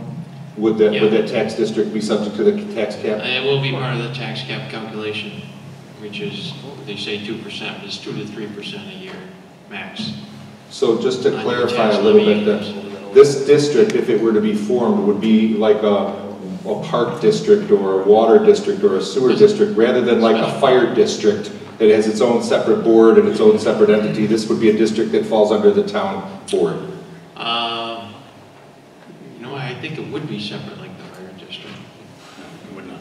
So, if I could, and without giving a legal opinion, Mr. Genesi, if I'm wrong, correct me, but anytime a special use district is formed, the town board becomes the board for that special use district. Now, it is not our full budget, right? But certainly, if that was to happen, there would be a much different level of cooperation and collaboration with the town. And I want to be very clear, right? We have worked very closely with the town board for 35 years. We started the ambulance service together, right? Some of the challenges that we're facing in the discussions that we're having are normal, and quite honestly, you know, last July, Supervisor Flaherty and Councilman Cahill said we'd have this meeting, and we're having it, right? We have been very transparent with the town. They have had full access to our QuickBooks. They have had the available audited financial statements. There's no smoke and mirrors here. And if the town says, hey, to ensure that WEMS will survive, we would like to do things, as long as those things are negotiated fairly and to the benefit of both organizations and the community, there's no reason not to do it. We're not holding out for anything. We're not treating. No, I agree. Yeah, just to be clear, I think you're right. It would be a special district within the town's tax cap. And my correct in this understanding that the town would set the rate? Town board. Town board, yeah. The town board, the rate would be set based on the budget which is approved by the town board. Right, thanks. Okay. Next up is Ken Corpus. Ken? Thanks to the town board and Supervisor Flaherty for this opportunity. I think it's great. I had a bunch of questions that have been answered, but then after listening to everything that went on, I got a lot more questions. So I'm going to go with Ms. Mustafa's theory of 3 questions. As long as they're brief, Ken. We got another dozen people. So given that there's 17 agencies in Monroe County, is that correct, Tim? 17 transport agencies. 17 transport agencies. Of those 17 agencies, how many have metrics? Have performance metrics? Yes.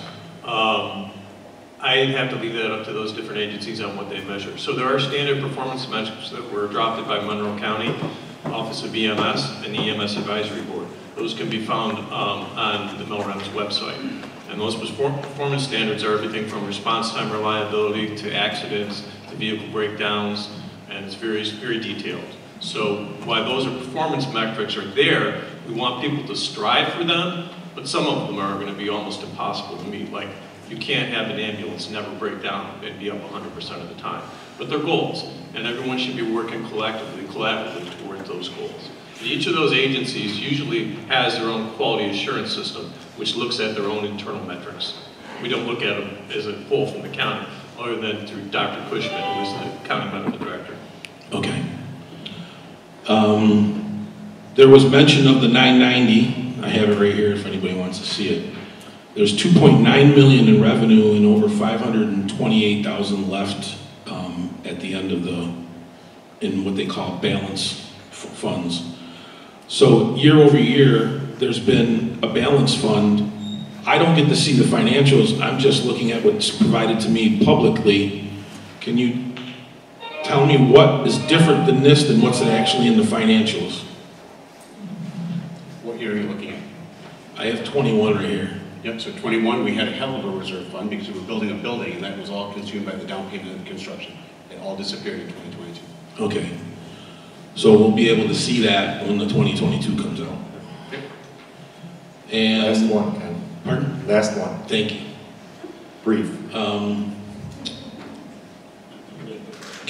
Given the numbers identified in the slides that were up there, in order to continue to fund your organization, it was mentioned that you didn't ask for any changes organizationally or operationally.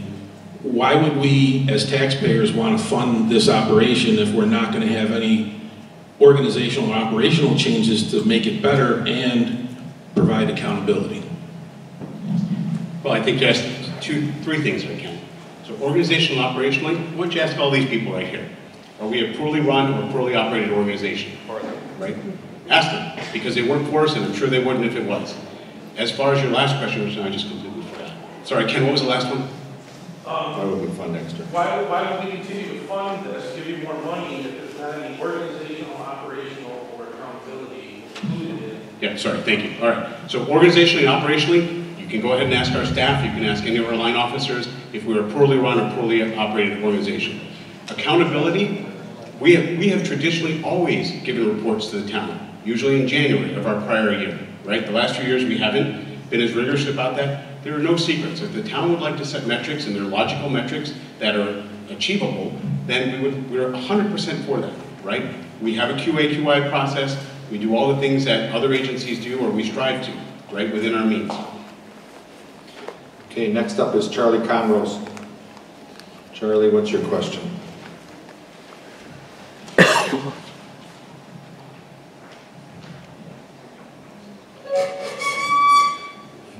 Question. What year did you actually start this ambulance squad? Okay, 35 years. It hasn't been 35 years. I just started seeing Webster Ambulance a few years ago when everybody else was put out of business. That's my first question. My second question is really simple. How much of your money did you put in this thing to get it started? How did you ever get it started? I'm a businessman, okay? 54 years a businessman. You don't start a business and just borrow and borrow and borrow. I started with money ahead of time because I knew I wasn't going to make money in the first 2 or 3 years. How did you get it? I just can't understand how you're doing it, other than borrowing from me, a taxpayer, everybody else here a taxpayer, and you got the town board on your pocket. It's just ludicrous to me. I know you're going to give me all the smooth answers that you're going to give me, and everybody's going to help you. But as a businessman, I don't like what you're doing here. I just don't like it. Thank you, Charlie. 2 questions in there. The start date from when EMS, Yep. Webster So EMS came to NEQ be? has been around for 35 years this June. We just celebrated our 35th anniversary. We started WEMS in 2016. October. And Capital Inn? Not 35 years ago. We didn't say 35 years ago. NEQ was founded 35 years ago. Difference between NEQ and WEMS? Right. And Capital Inn? Yeah, so all the capital came from NEQ's budget. We had allocated for it, and we have operated this with 100% NEQ funds. You can ask those that have looked at our books, we have very little debt for our organization. We do not run on debt, and that's why we don't take loans that we aren't sure we can pay off. Scott Seidman, did I say that right, Scott? Okay. Scott, what's your question? So Please be assured my only real interest here are making sure that on what may be the worst day of my life someday, if I call 911, a viable ambulance service is going to show up that's capable of transporting me where I need to go, and that my tax money is spent responsibly, right? So that's really all my interest. Now, when you start talking about your reimbursement model, like I 100% appreciate the COVID thing. It's really changed the employment model and the employee availability. It hasn't substantially changed your reimbursement model too much. And we're really looking for an organization that understands their reimbursement model sufficiently to not have to come back for a 30% bump in their contract, right? And it just seems irresponsible that given that's where we ended up, that we're not really demanding to bid out our next step. And then the other thing that kind of gets to me, if I'm going to hire a contractor to do something, the contractor is going to give me a price. I'm going to determine if it's the right price and if I can meet that price. And if I can, I'll hire him. But it's not really the contractor that's going to come to me and say, oh, you don't have enough money to do this. Maybe you should go to Louis down the street and Louis will fix you up. And that's how I really look at the request for a tax district. Why is it your business how we pay for our service? Is that a fair question? Well, I think we can work a question out of there. Can you get that one? No, I don't know. Why? So I'm not going to address that. Why is it fair that the taxpayers should fund an EMS? Well, I guess looking at 9 other towns and many others in the state, when the cost of running this exceeds the available income, we need support from the community. You pay 100% for fire and police. Why do you care where that support comes from the community, as long as the community is giving it to you? I don't care. I don't care what the mechanism is. I would really encourage the town board moving forward to treat all of these as separate issues. We shouldn't be wrapping up the tax district with who's going to be providing our service. There's no reason for that. Anybody can provide our service, and we can make a tax district if we need to make a tax district. Okay. And the short-term and the long-term question about who are also different questions. So I try not to conflate these. It makes for 3 much simpler problems. Thank you. Thank you, Scott. Thank you.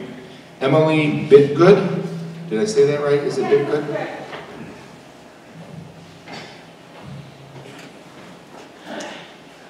Emily, what's your question?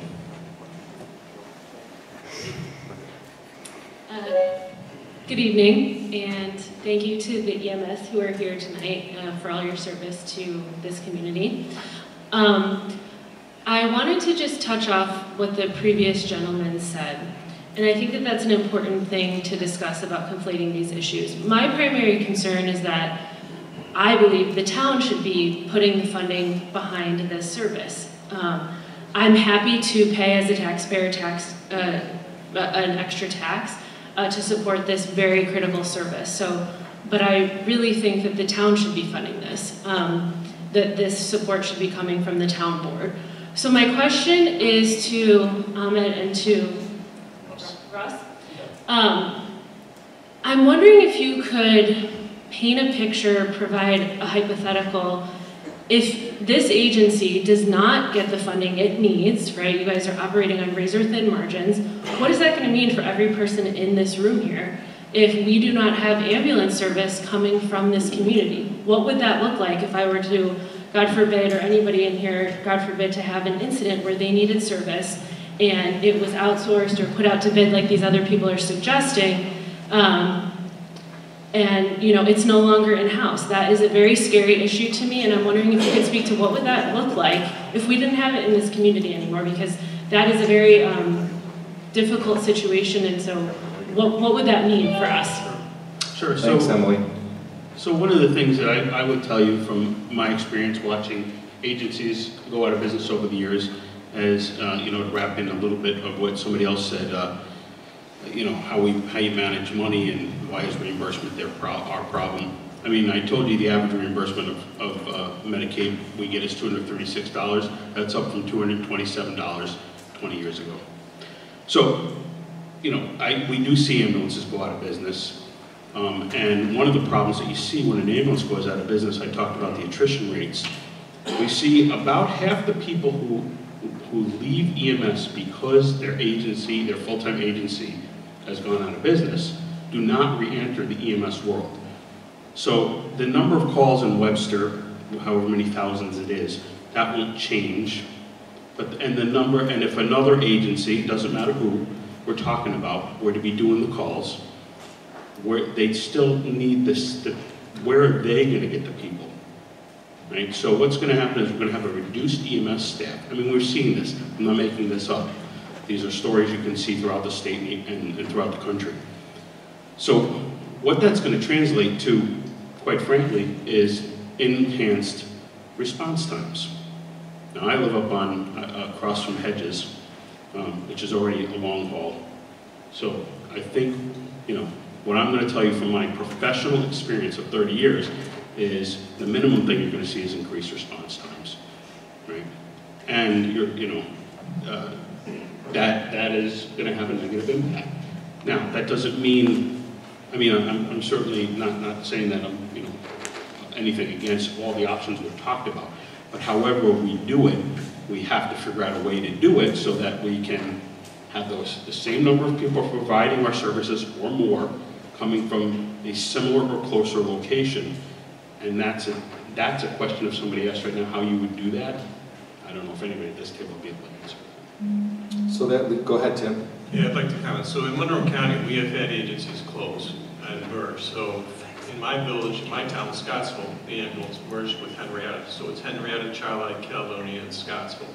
Rockport and Spencerport merged. So in those communities, when they talked about going out of business, they were proactive enough to say, how do we do this so we do not impact the response time reliability? We do not negatively impact our residents and our patients. And the EMS agencies that have closed in Monroe County have been very good at doing that. They do patient care for one reason, because they love people. And so they're not going to let their communities down. When they have to transition out into something, they're usually very good at doing it.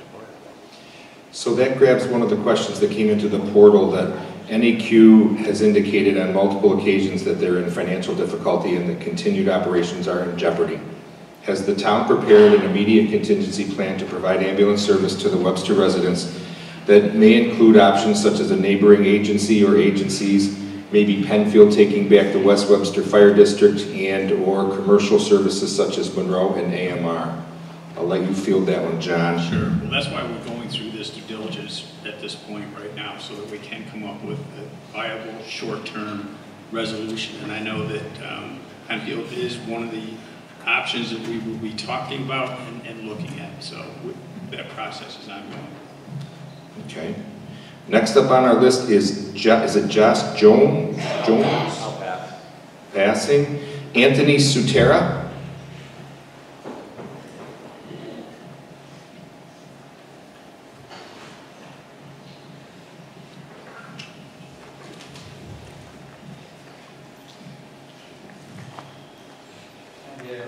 Basically one question, like clarification on a question that was raised before. I didn't quite understand Paul's response. I guess my question is, everything we've seen so far, nothing goes back to the quality of service that's being provided.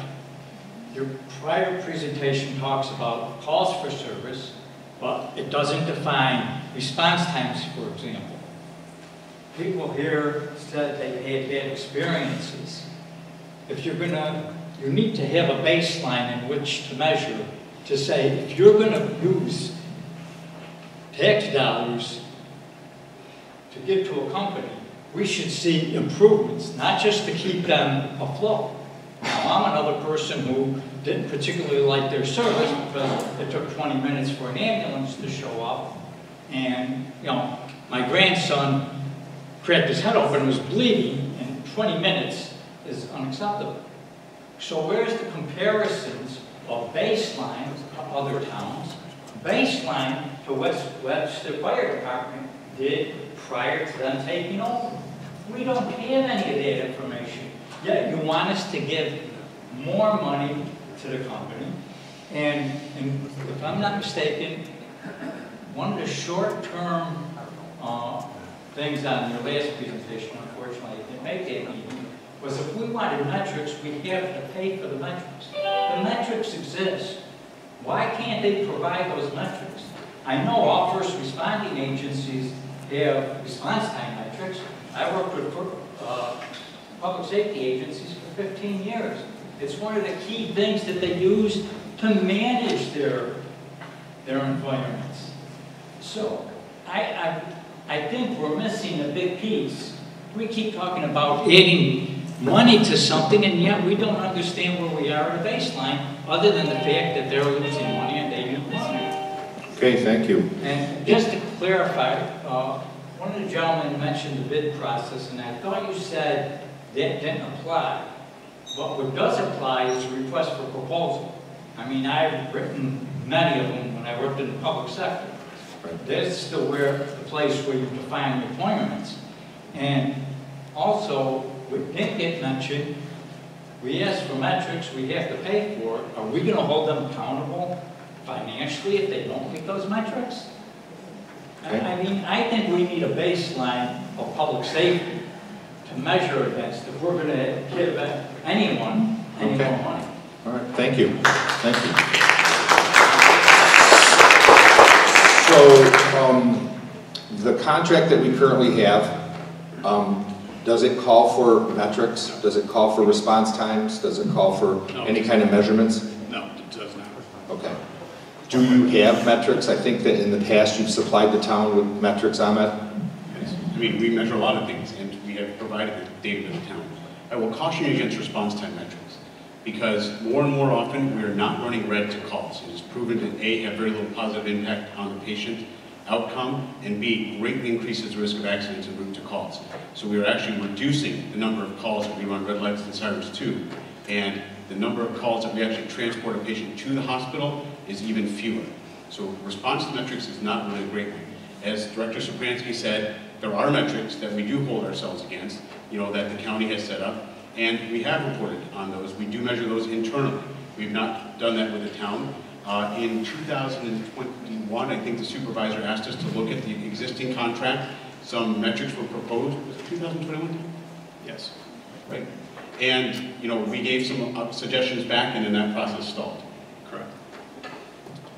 Okay. Just to be clear, though, when you say we don't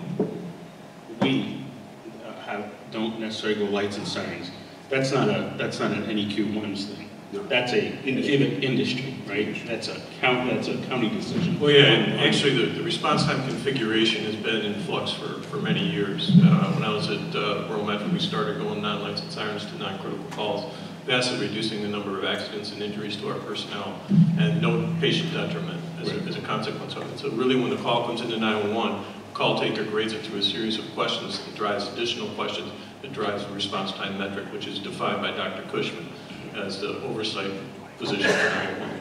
So I just wanted to make sure everybody understood that it's not coming from the CEO of Equals, or even you. It's a systemic decision that we don't have a choice.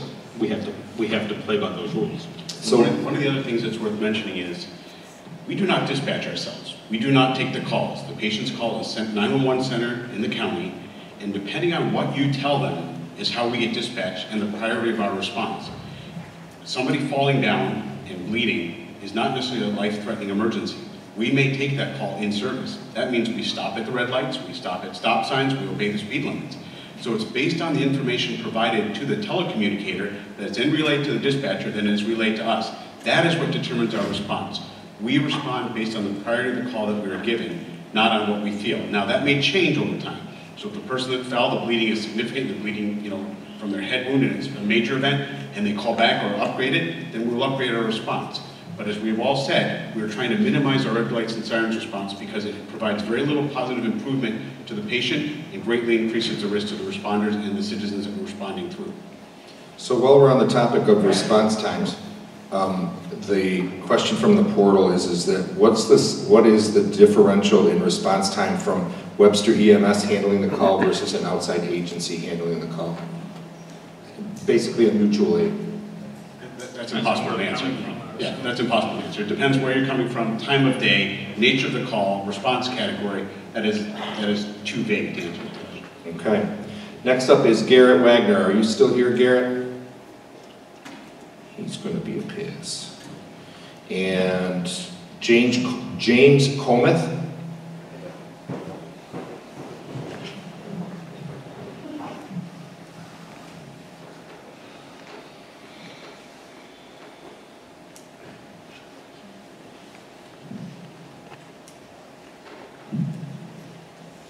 James, what's your question?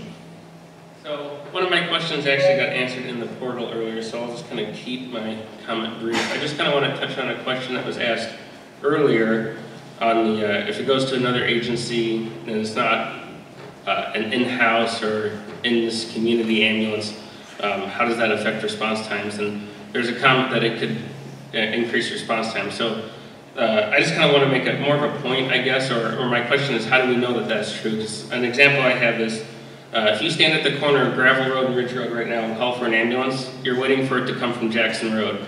You know, depending on the time of day to their point, it could be 10, 15 minutes. However, there's another agency's ambulance within eyesight of that intersection that won't respond because it's not in their jurisdiction. So, you know, if that agency was to be giving that portion of the town, and I'll say it's Penfield Ambulance. So Penfield Ambulance keeps an ambulance at West Webster's Firehouse to cover calls in the town of Penfield portion of the West Webster Fire District. So if you live in the town of Webster portion of the West Webster Fire District, you're actually waiting for an ambulance to come from further away, not an ambulance that's closer. So if you live in any of that region, you're waiting for an ambulance to come from Jackson Road, even though there's one sitting on Gravel Road right now. So, I'll answer that question if you don't mind. So the Penfield Ambulance is only stationed in Gravel Road for 12 hours a day, 5 days a week, I believe, not 7 days a week. So for the other 12 hours a day and 24 hours of the 2 days of the weekend, you are getting an ambulance from further. And Penfield has been very clear that if they get busy in Penfield, that ambulance gets pulled out and they go down south, whereas Webster ambulances stay in town. That's my understanding. So I'll say to that is, I mean, and you can look at the fire district's contract, and I won't belabor it because I'm here personally, I'm not here as a representative of the fire department, so I want to make that clear too. But Penfield had, and you can ask their DO, they had agreed if they had the entire district, they would have put 2 ambulances 24/7, one being ALS and one being BLS. Currently they have the one 12 hours a day. And it's not often that I've personally noticed, I can't speak to their data, but it doesn't get pulled out that often, other than when it is running on calls. So, thank you, James. Hey, Mr. Howard, one more comment. So, though we have different patches on our sleeves, our collective interest is always in patient care. Just the other day, there was, to Jimmy's point, or sorry, Mr. Cummings' point, a high priority call that Penfield Ambulance was closer to. And WEM's staff did dispatch Penfield to go first respond because geographically they were closer and they were available and we were coming from a distance and it was a very sick patient. So when the need arises, we do ask for help and we do use our brother and sister EMTs and paramedics to lend assistance because it's not about the turf, it's not about the patch on their shoulder, it's about patient care. Okay. Bob Anderson. Going to pass? Does that include Debbie passing? I got Bob and Debbie on here. Okay.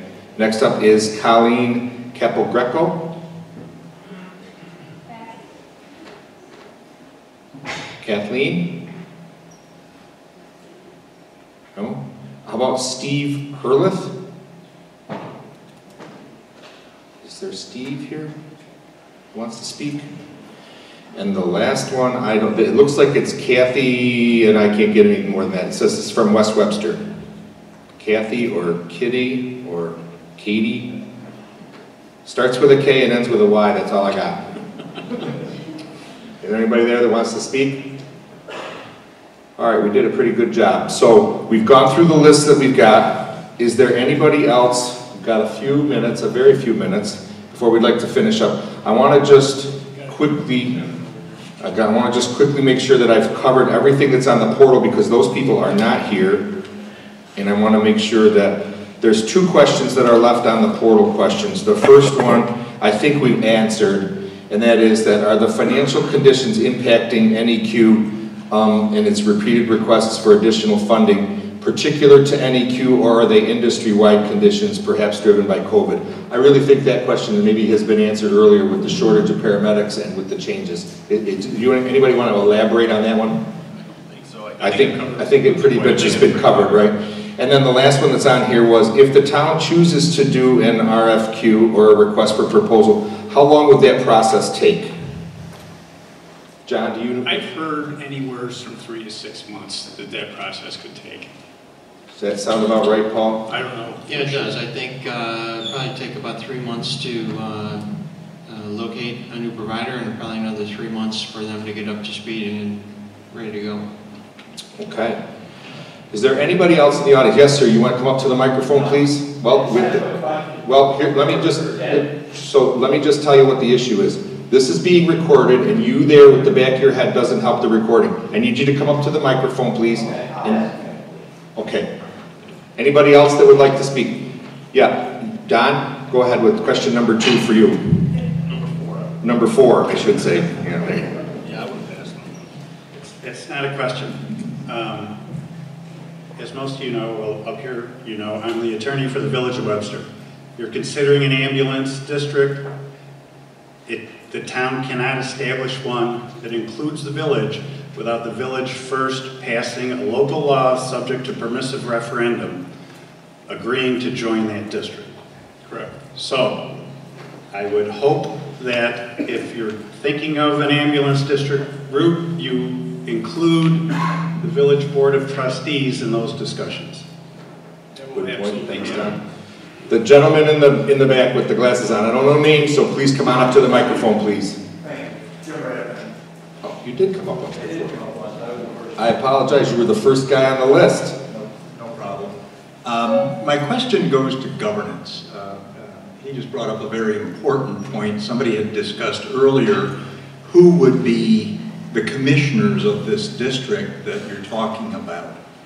My question is, if NEQ's budget is about $3 million, 2.9, I think was what it was on the 2021 990. My question is, you're basically looking for the taxpayers to fund a third of your budget. What will the town get, and the village as well, in terms of governance on the NEQOL's board? When the federal government invested in GM, they became one of the major stockholders. Are a third of the board seats going to go to town representatives? There's a whole bunch of questions around governance that we really haven't gotten into, in addition to the questions about financial need. So, I'm not sure that could be answered tonight, but I think it's a good point to make. No, it's a very good point. Don, you made a very good point also. And those are things that, as we look deeper into what's involved in a tax district, those issues will be addressed. And we'll be speaking with other towns and municipalities that currently have ambulance districts in them. Yeah. There was, yes, that young lady right there in the third row.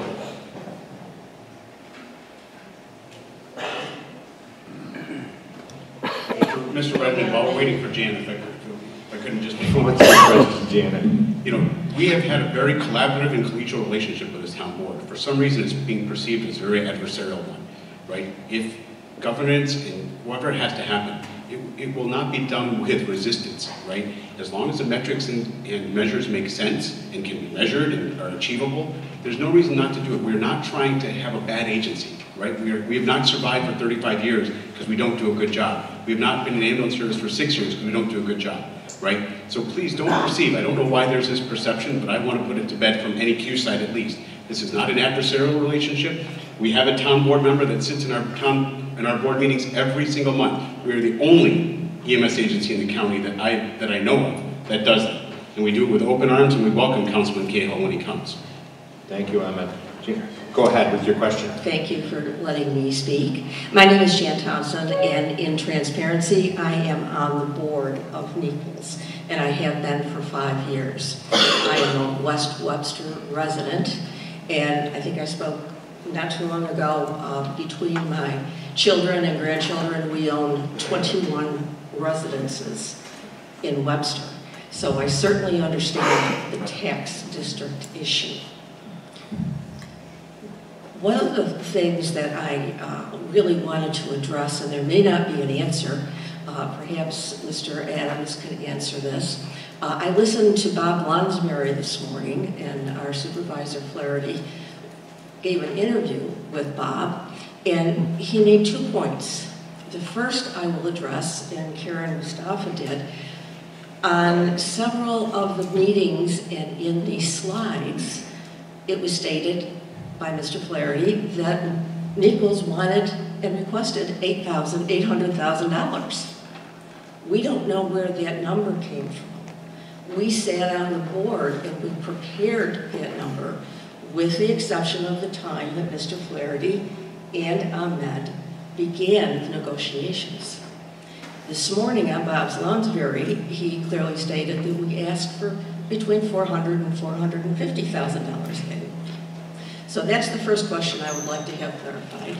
What is the actual number that the town is looking at or is being shared by the emails from the town supervisor? The second that I'd like to ask is Mr. Flaherty also stated that he had not received any financial data or financial information from Nichols for 17 months.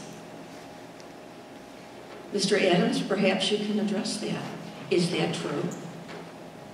Okay, thank you, Janet. Paul, you want to go with what you got financial data for and whatnot?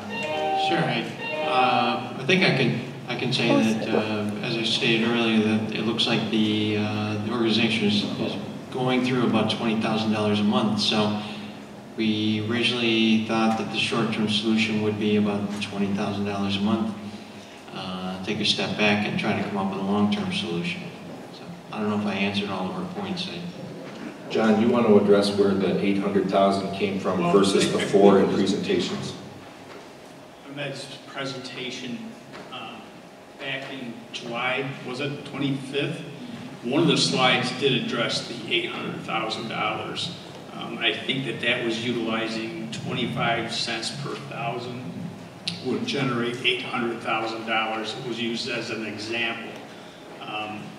And to your question with respect to the 17 months, I could be wrong. I listened to the interview after the interview was over, and you know, the supervisor can clarify this later. I think he may have been referring to the audited financials he hasn't seen in 17 months. But clearly, Nichols has been going through a great deal of financial disclosure to the town of Webster since September. And you know, they call it a deep dive. This is the deepest dive I've ever seen into any type of business whatsoever. It's taken a long time because more questions are generated as more information is provided to the town. So that's the 17 months I believe that the supervisor was referring to, was the audited financial, but I can clearly understand why it may have been misinterpreted by a lot of the people that were listening to the interview today. So I'm just trying to add clarity to that. Thanks, John. Is there anybody else in the audience that would like to? Ken, you want another question? You get just one.